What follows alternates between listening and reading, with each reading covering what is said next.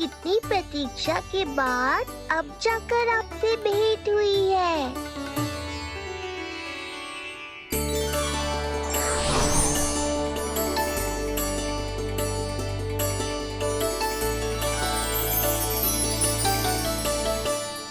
क्या हुआ दाऊ? मुझे पहचान नहीं पा रहे? कितनी देर लगाओगे दाऊ? अब तो पहचान लो, छोटा भाई हूँ आपका।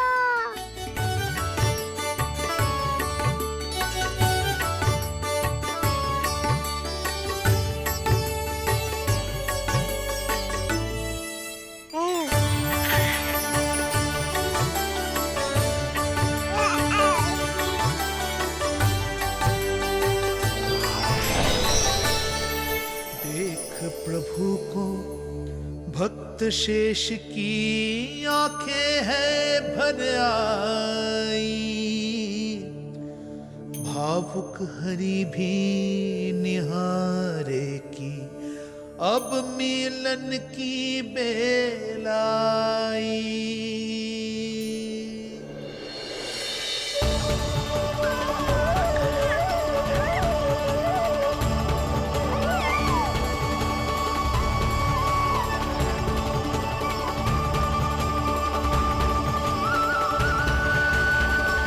प्रभु, आपके दर्शन पाकर मैं धन्य हो गया।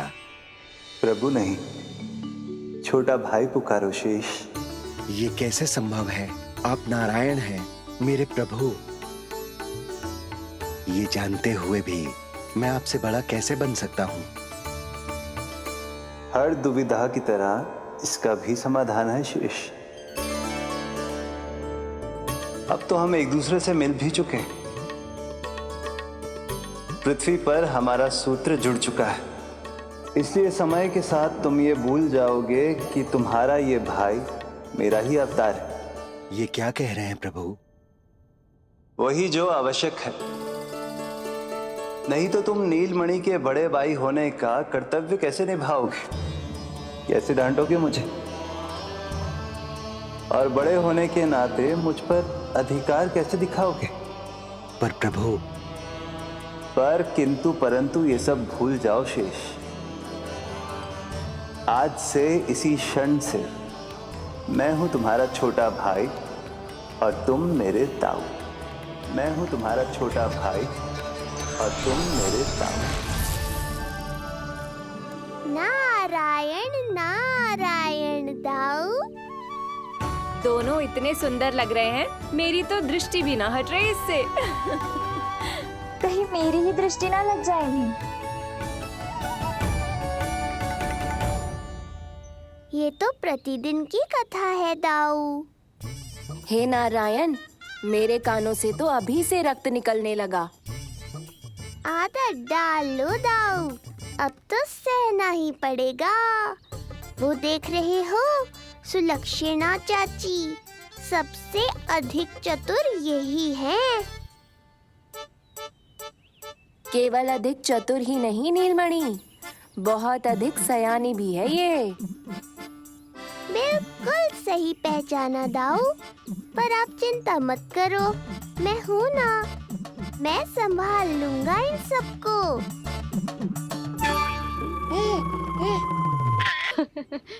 देखो तो जिज्जी, इन दोनों की दृष्टि एक दूसरे से ऐसी चिपक गई है कि अब हटने का नाम ही ना ले रही। ये सूचक है उस प्रेम के बंधन का, जिसमें ये दोनों भाई आज के बाद सदा के लिए बंध जाएंगे।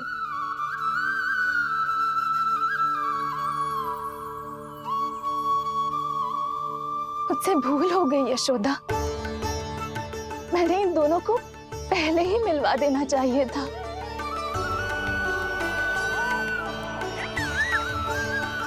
मैं कहती थी ना आपसे।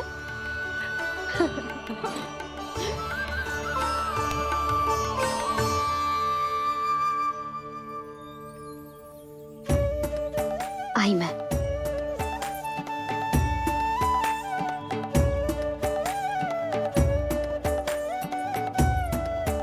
क्या सोच रहे हो ऐसे खड़े खड़े? देख रो,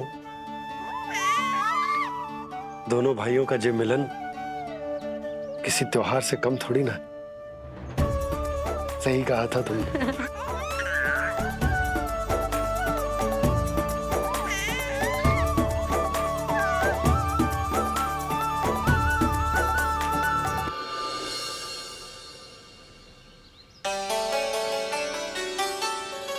सुना ना तूने जो गोपिया क्या कह रही थी कि नीलमणि का दाऊ कितना बलशाली है। इसका तो यही अर्थ हुआ ना कि नीलमणि अपने दाऊ जितना बलशाली ना है। अब समझा मैया कि आज मुझसे इतना व्यायाम क्यों करवाया जा रहा है।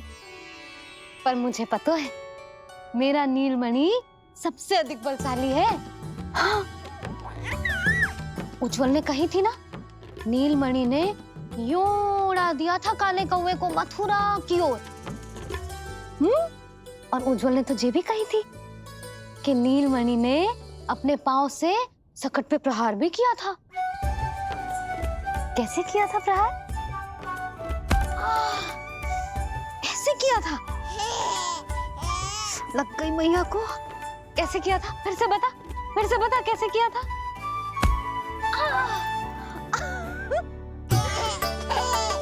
मेरे लल्ला में कितना बल है। मैया को ही धकेल दियो पीछे। अच्छा ही है कि आप उज्जवल के कहे को गंभीरता से नहीं ले रही, नहीं तो आपका ये रूप मैं कैसे देख पाता मैया। फिर से बता कैसे मारा था? कैसे मारा था?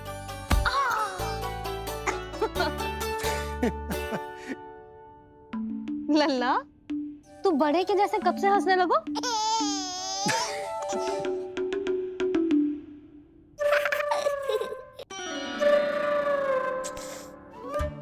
आप यहाँ क्या कर रहे हो?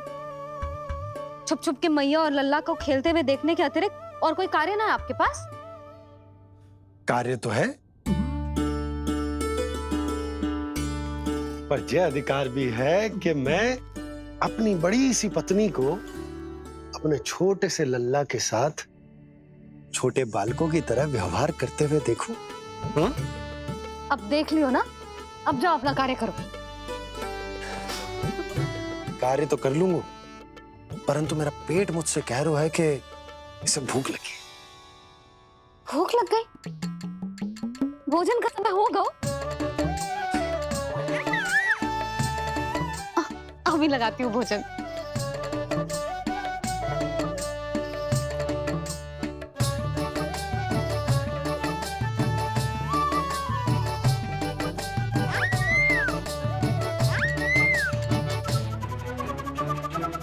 क्या हुआ लल्ला, इतना उतावला क्यों हो रहा है तू?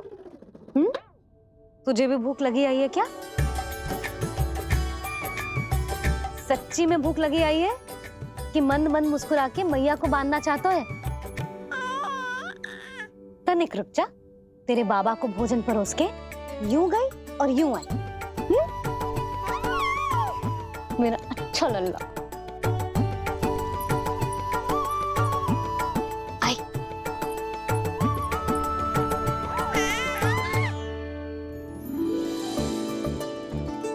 आज केवल रोटी है खाने में? ना, दाल है ना, तरकारी भी है, दही है, लड्डू भी है। तो दाल ले आओ। अभी लाई है।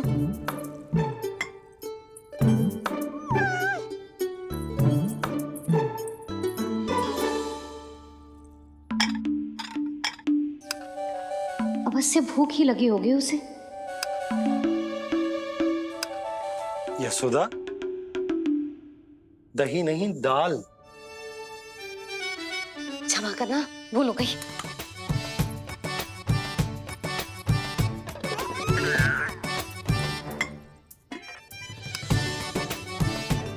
यशोदा, दाल दाल।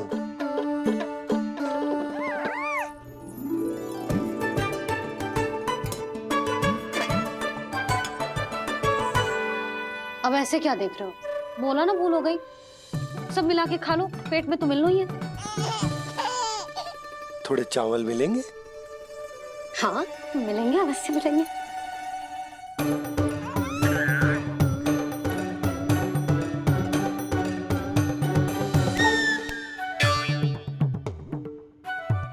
लड्डू नहीं, चावल।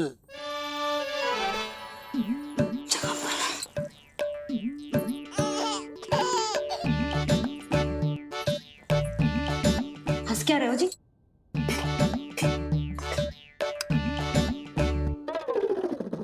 आज व्यायाम भी बहुत कस के करवाओ था मैंने, कहीं अधिक भूख तो ना लगी होगी। सच्ची है सुधा, बिल्कुल ना बदली तू।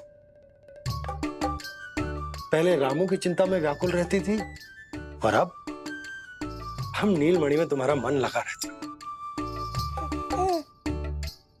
हाँ तो लल्ला भूखा हो और मैया का मन व्याकुल भी ना हो, ऐसा हो सकता है भला?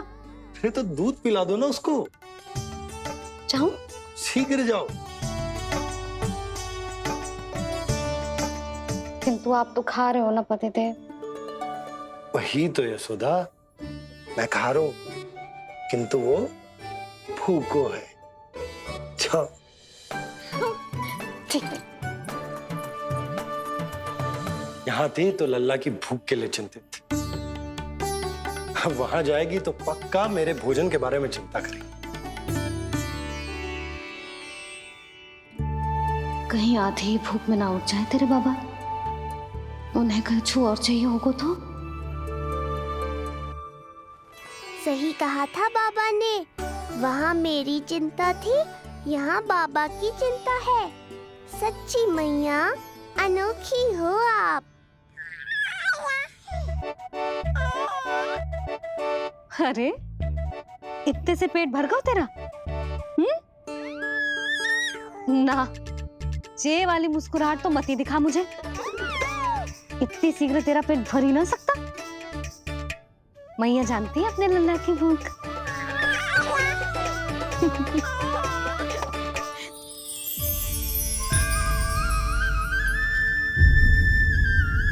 ये क्या है लल्ला? ये क्या था तेरे मुंह में? दिखा दिखा।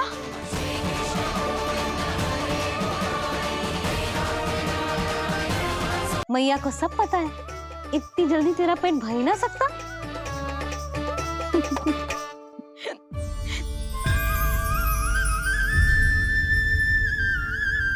ये क्या है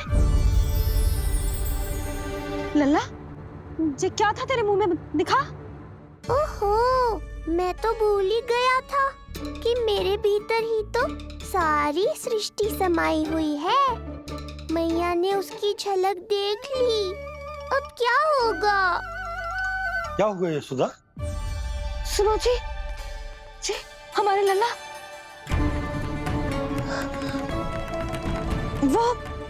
वो इसके मुंह में। क्या? भूल जाओ ना मैया, कुछ नहीं था मेरे मुंह में।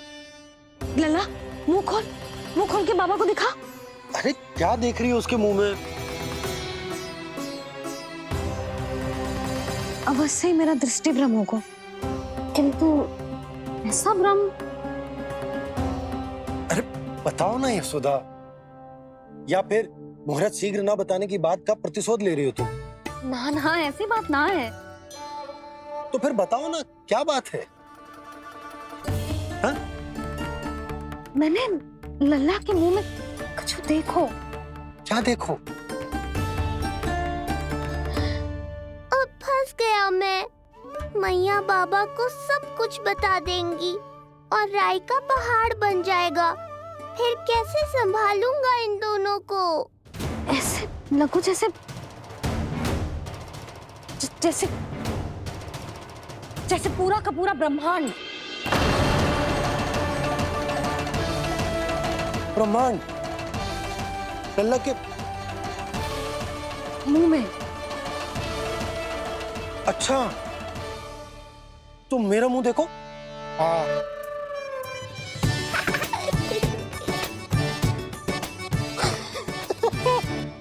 ब्रह्मा।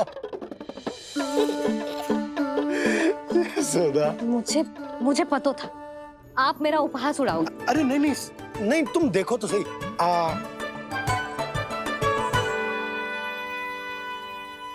ब्रह्मांड ना सही, गोकुल तो दिखना चाहिए। अरे गोकुल को राजा हूं मैं, है कि ना? है? देखो, अरे देखो धन्यवाद बाबा, आपने इस बात को गंभीरता से नहीं लिया, इसलिए अब मैया भी नहीं लेंगी। आज तो बचा लिया आपने। आज के बाद ना आपको कुछ बताऊंगी ही ना। आप जाओ, नामकरण उत्सव की तैयारी करो। और हाँ, इस बार भी उत्सव छोटा ही करना है, जो तो मत ही बोलना आप। हाँ। अब इसे कैसे समझाऊं कि हम कोई भी उत्सव बड़ा ना कर सकते? व्यर्थ ही कंस की दृष्टि पड़ जाएगी हम पर।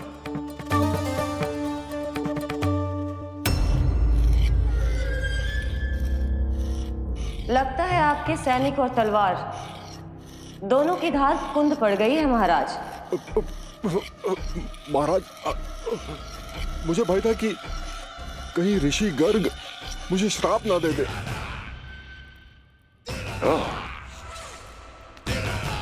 तो श्राप से भयभीत हो गए दुर्जन,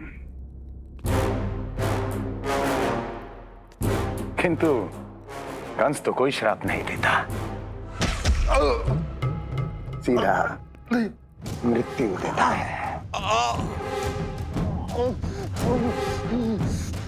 ऐसा न करे महाराज, दया करे, दया निदान। यदि मैं उनकी इच्छा के विरुद्ध भीतर जाने की कोशिश करता तो जितनी सूचना मुझे मिली है उतनी भी नहीं ला पाता। तब आपको कैसे पता चलता महाराज कि आपकी बहन और बहनोई मात्र अपनी मृत संतानों के श्राद्ध के लिए वहां नहीं गए थे?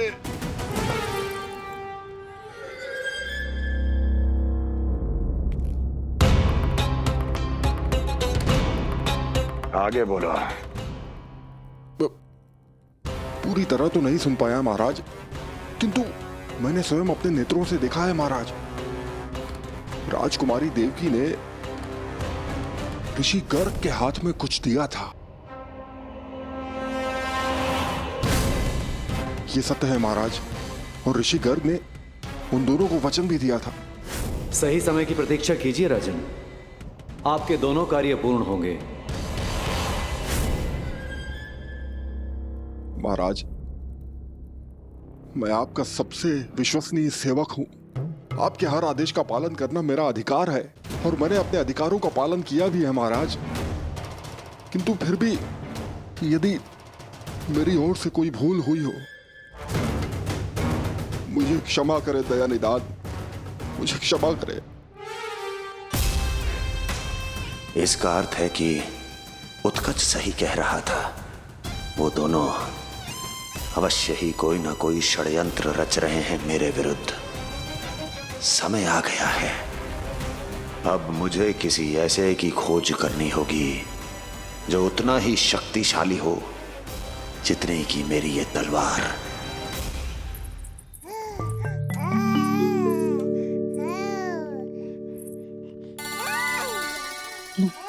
अभी से पुकारने लगो जी, अभी तो आई हूँ रसोई में।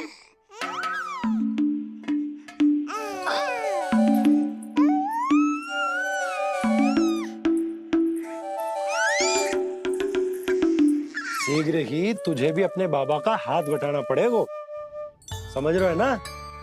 बटाएगा ना हाथ? अभी जो 100 दिन का भी ना हो और जिस नन्हे से बालक को काम काज का भार सौंपने की बात करने लगे। काम का नाम सुनते ही मुख से स्वर ना निकल रहे तेरे। अभी तो बड़ा ऊ कर रहा था। बता, हाथ बटाएगो के ना? अरे बता ना।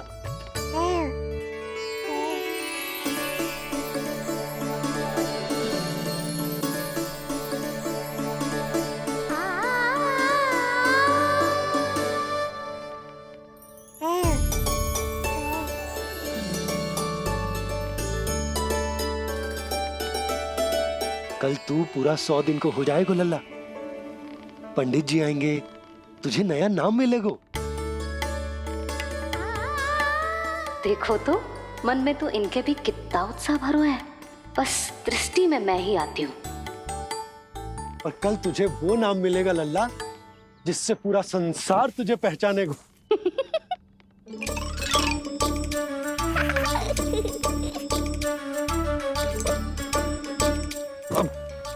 लल्ला, कितना कार्य शेष है और तूने मुझे बातों में लगा लियो। मुझे क्यों फंसा रहे हो बाबा? छुपाने की कोई आवश्यकता ना है। जितनी उत्साहित मैं हूँ उतने ही उत्साहित आप भी हो इसके नामकरण को लेके, पता है मुझे। लल्ला के नामकरण पे उसके बाबा उत्साहित ना होंगे? बिल्कुल होंगे, इसीलिए तो कह रही हूँ अपना उत्साह बांटो अपने लल्ला के साथ। मैं अभी आई। अच्छा, ऐसे तो तुम लल्ला को छोड़ के कहीं ना जाती। अभी कहाँ चली? रोहिणी जिज्जी के पास, और कहाँ। लल्ला और उसके दाऊ के नामकरण की तैयारी करनी है कि ना। कितने लोगों को आमंत्रित करना है, कितने प्रकार की मिठाइयां बनानी है, ढोल वाले को कितने बजे का समय देना है, ये सब सुनिश्चित करना है ना, ताकि जे उत्सव गोकुल का सबसे बड़ा उत्सव हो। अरे सूची देनी है जिज्जी को।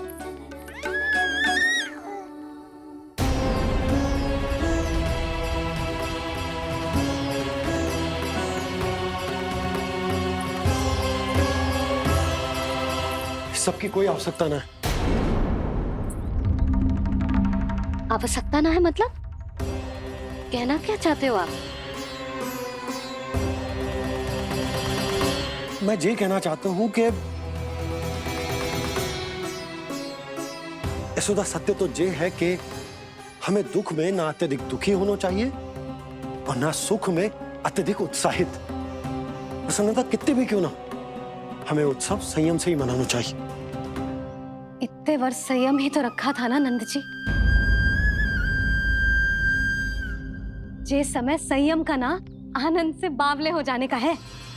यशोदा, हम आयोजन छोटा ही करेंगे। मैं कुछ सोच समझ कर ही तो कह रहा हूँ। पर क्यों? मुझे भी तो समझाओ। हर बात समझाने की ना होती यशोदा। अच्छा, पति पत्नी में भेद हो तो है? ठीक, मैं कोई भेद ना रखूं। जो भी अब तक मैंने तुम्हें ना बताया है वो सब बताऊं। ओहो, क्या कर रहे हो बाबा? कंस के बारे में कुछ बता मत देना मैया को। वो मंगला है ना, उसने आज शाम को ही बछड़ा दियो और भाद्रपद का मास लगभग बीतने को ही है, तो धीरे धीरे शरद ऋतु आ जाएगी, दूध की हानि भी कम हो जाएगी। हाँ? और वो सरजू है ना, उसको बैद जी ने पूरे पखवाड़े का विश्राम के लिए कहा है। क्यों? क्योंकि वो ठाट से गिर गए थे और गिरते समय उसे भीतरी चोट लग गई थी। अरे बस बस बस, ये सब मुझे क्यों बता रहे हो? इसका नामकरण से क्या संबंध? तुम्ही ने तो कही ना कि पति पत्नी के बीच में कोई भेद ना होता, तो मुझे जो भी बात पता है मैं तुम्हें बताऊंगा। कितनी समझदारी से बात बदल देते हो आप, और भोली भाली मैं आपकी बातों में आ जाती हूँ और इस सब में असली बात तो रह ही जाती है। किंतु आज बात मेरे लल्ला की है। उत्सव तो विशाल ही होगा और इस बारे में कछु और ना सुनूंगी मैं। आप लल्ला का ध्यान रखो, मैं जा रही हूँ रोहिणी जीजी के पास। यशोदा,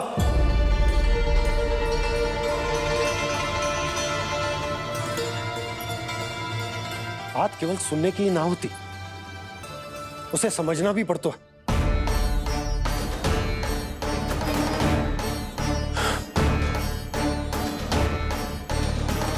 विश्वास है ना मुझ पर? मैं कुछ सोच समझ कर ही कर रहा हूँ ना। उत्सव तो छोटा ही होगा।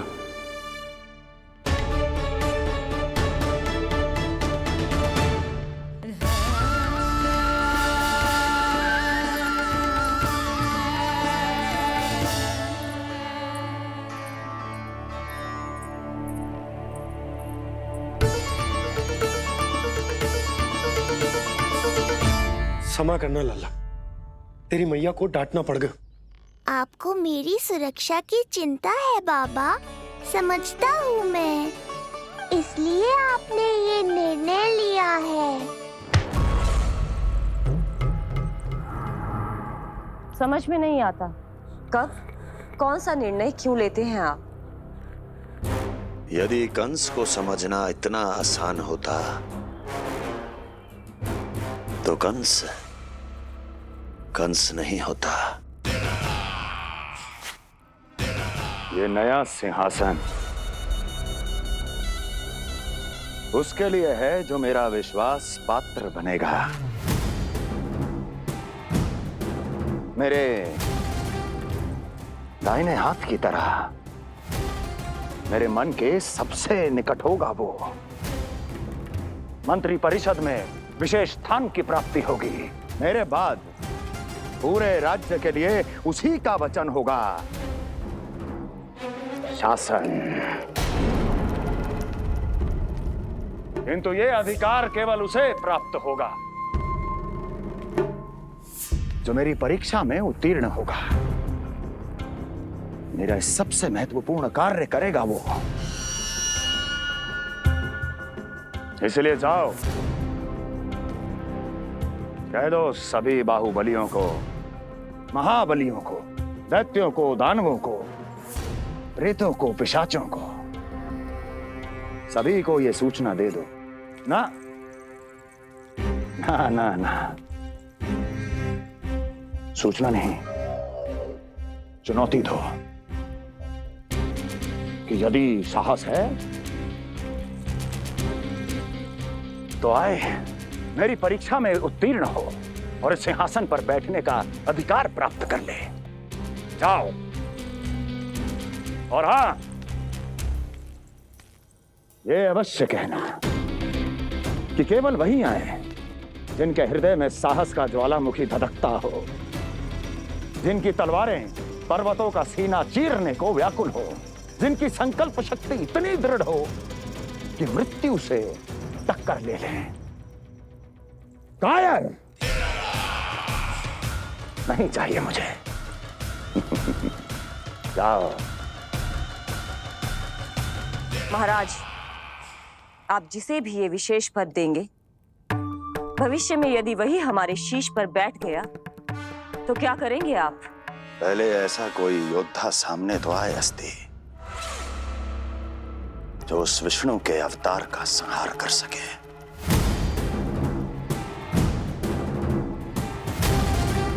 और जहां तक प्रश्न है हमारे शीश पर बैठने का, तो स्मरण रखो अस्ति, कंस को अच्छी तरह आता है ऐसे दुस्साहसियों को बीच दरबार में खड़ा करके अपनी उंगलियों के संकेत पर नृत्य करवाना। ता दीर्घ ता और अपना कार्य सिद्ध होने के बाद उनके तन से उनके शीश को उतारना। कंस को भली भांति आता है।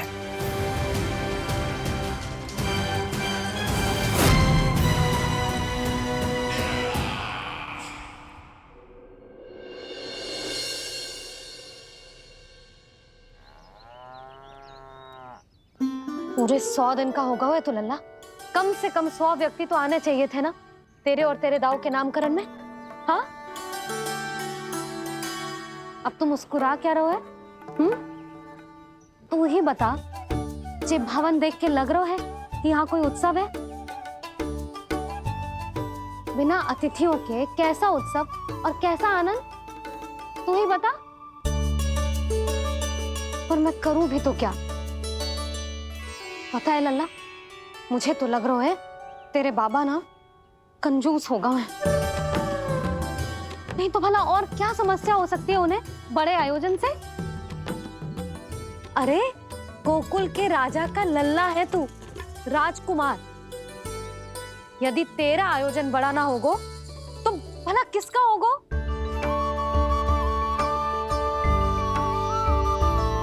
मेरी ही भूल है, मैं भोली हूं, इसीलिए व्यर्थ में तेरे बाबा की बातों में आ गई। मैं भोली हूं ना, व्यर्थ में उनका कहा मान गई। किंतु अब ना मैं कोई मांग रखूंगी, ना मैं उनसे बात करूंगी। और कहे देती हूँ लल्ला, सावधान जो इस बार तू बीच में आया तो। हाँ नहीं तो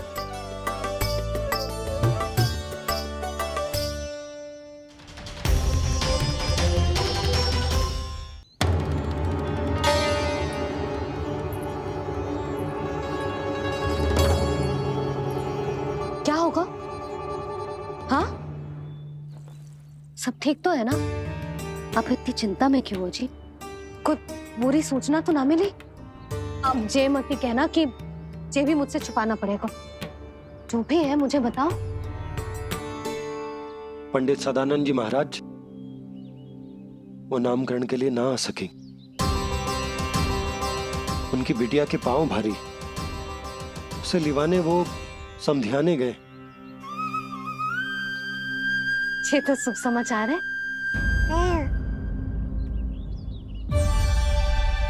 किंतु मेरे लल्ला का नामकरण अब वो सही मुहूर्त पे कैसे होगा? वही तो समझ ना आ रहा। ऐसे मन छोटा करने की आवश्यकता नहीं है मैया बाबा। आप दोनों तो स्वागत की तैयारी करो, आ रहे हैं वो।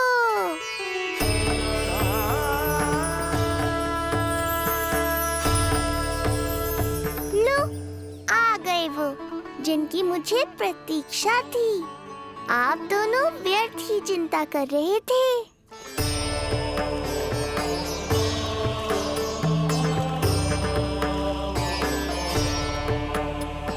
अब कौन करेगा मेरे लल्ला का नामकरण? ऋषि गर्ग, नंदराज, रानी भाभी, महान ऋषि गर्ग हमारे गांव में पधारे हैं।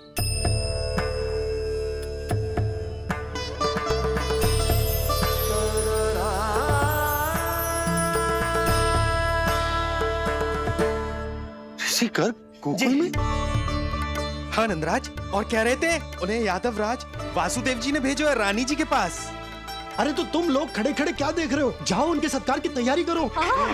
जी यशोदा, उनके स्वागत की तैयारी करो। सुनो जी, वो तो यादवों के कुलगुरु है ना, रोहिणी जीजी के यहाँ आए हैं, हमारे यहाँ आएंगे।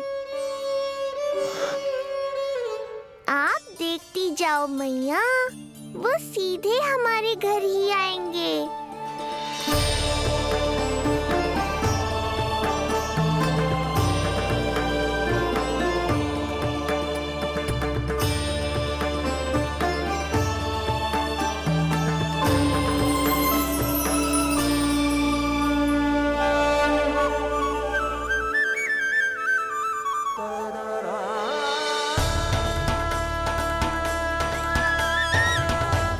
ये क्या हो रहा है मुझे? मैं उस भवन की ओर क्यों बढ़ा जा रहा हूँ? क्योंकि आपके यहाँ आने से ही मेरी मैया बाबा की चिंता समाप्त होगी ऋषिवर। ये बात तो मैं न जानता, परंतु मुझे जाकर उनको स्वागत करना चाहिए।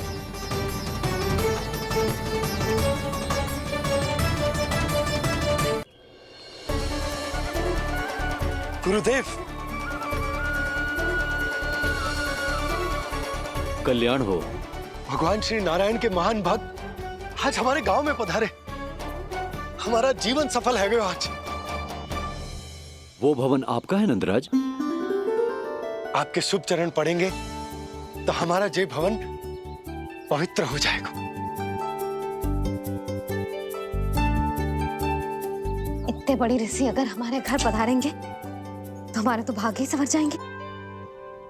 मैया आपके दर्शन को तरस रही है ऋषिवर, संकोच मत कीजिए, अब आ भी जाइए। पधारिए गुरुजी। न जाने क्यों मेरे पांव अपने आप ही आपकी भवन की तरफ जाने को व्याकुल है नंदराज। पधारिए गुरुदेव, आइए।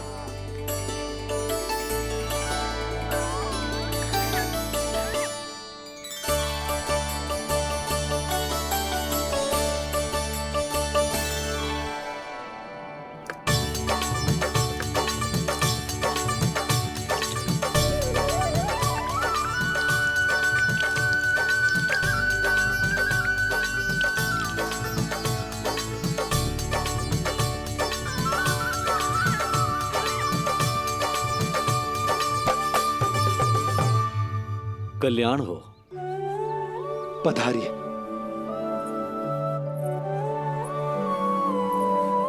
आया तो था मैं रानी रोहिणी के भवन में, पर पता नहीं कैसे यहाँ खींचा चला आया। विराजिए गुरुदेव। महाराज, आप इसे भी रोहिणी जीजी का ही घर समझिए, मैं अब भी बुला कर लाती हूँ। महाराज, ये हमारा सौभाग्य है कि आपने यहाँ आना स्वीकार किया। कहिए, क्या सेवा करूं मैं आपकी? मुझे आपके भाई वासुदेव ने भेजा है नंदराज।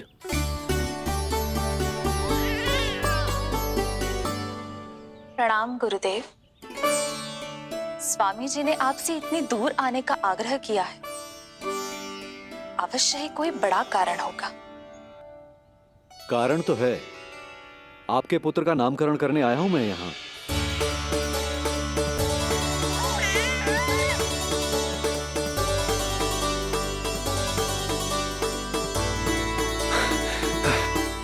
ऋषिवर, तब तो आप अत्यंत ही शुभ दिन पधारे। आज का ही मुहूर्त निकलो है भाभी के लल्ला और हमारे लल्ला के नामकरण के लिए। हम तो पंडित जी गांव से बाहर हैं, इसीलिए आप। अब तो आप यहाँ आ गए हो, आप हमारे भी लल्ला का नामकरण कर दो ना। पुत्री, ये क्या कह रही हो तुम?